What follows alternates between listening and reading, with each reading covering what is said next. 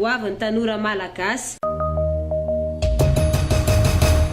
Inona ny sehatr'asa hitanao fa mety hampandroso an'i Madagasikara? Fambolena vesa orinasa miankina sa tsy miankina fanjakana?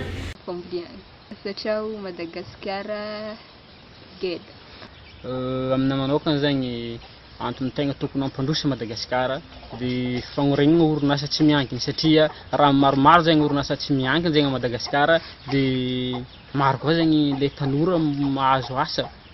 Ary rehefa mahazo asa zegny tanora automatique tsy maintsy hivoatra zegny Madagasikara. Fa raha ohatra ka tsy ampy zegny le orinasa mipetraka lasa tsisy fandrosoana Madagasikara. Satria le fanjakana zegny tsy maharaka, maro olo tsy voefan'ny fanjakana zegny karaman'olo maro. Zegny hoe zegny tsy ampy zegny asa ao amin'ny fanjakana. Zay. Raha amiko manokana zany ny tegna hoe tokony hampandroso Madagasikara dia resaka famboliagna. Hitanareo amizao moa ny tegnako zany tantsany asa dia zao fa mikarakara vokatra hitanareo. Dia ino zany antony hoe mahatonga ny famboliagna hoe tokony hoe hampandroso an'i Madagasikara. Voalohany antsika manana tany malalaka. Ary faharoa koa antsika zany agnisan'ny tany Zagnahary tsara be les conditions climatiques misy antsika zany hoe favorable amin'ny agriculture. Mpamboly sy ny trobo zany no betsaka indrindra sady mbola malalaka be ny toerana ahafahana magnano zay sehatra famokarana sy famboliagna sy fimpiagna zay. Ka mazava ho azy fa ny famboliagna sy fimpiagna zay no ataontsika hoe tokony hatao mafimafy kokoa mba ahafahana mampandroso haingana ny Madagasikara satria isaky ny toerana rehefa mahita olo zany dia saika zay zany no asa mandraraha ny olo fiompy sy mpamboly. Anankiroa mifampiankina. Voalohany asa-panjakana maloha tsy azo atao tsinotsino satria miangavagny ny fandrosoagna. Dia aty amin'ny base zany fambolagna zany tokony atao laram-pahamehana.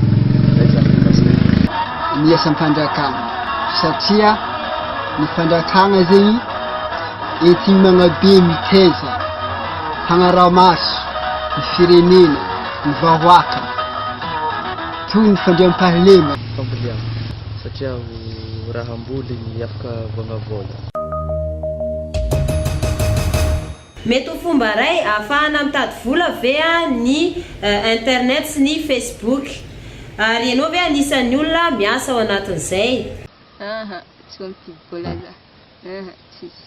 Atreto mbola tsy dia mitady vola amin'ny internet fa misy zavatra marobe zagny tegna intéressant amin'ny internet. Ohatra misy offre zagny mahavita magnambara amin'ny namagna zegny afa misy raha karaha zao agny dia hitako tamin'ny internet ohatra. Tsy magnano asa fiveloman-tegna amizio.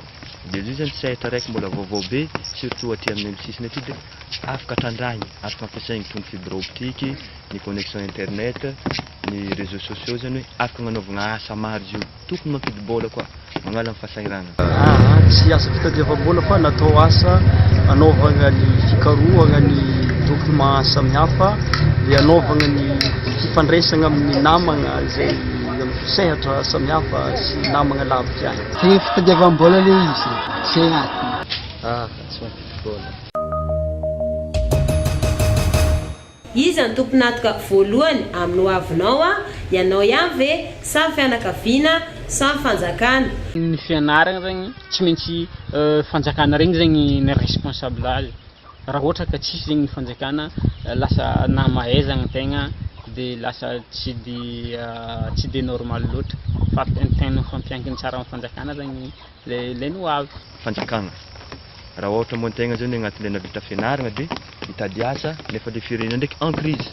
Na raha ohatra koa ilay mpitondra zany magnanto zarizary misy corruption agnatiny ao sy ny tariny dia misy fiantraikany be amin'ny tegna zany. Tena miankina amin'ny fanjakana zany fiainana manontolo. Avy amin'ny fanjakana zany ny ain'ny vahoaka. Ny hoavinaha zegny ohatra dinihika amin'ny ohatra tadidiko tsara be le izy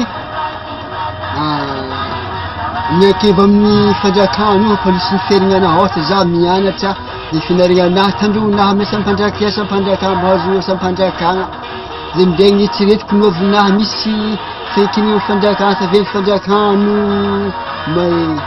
hoetako hoe miteza magnabe avy amin'ny fanjakano azaoko ny hoavinahy azaoko aveniranahy.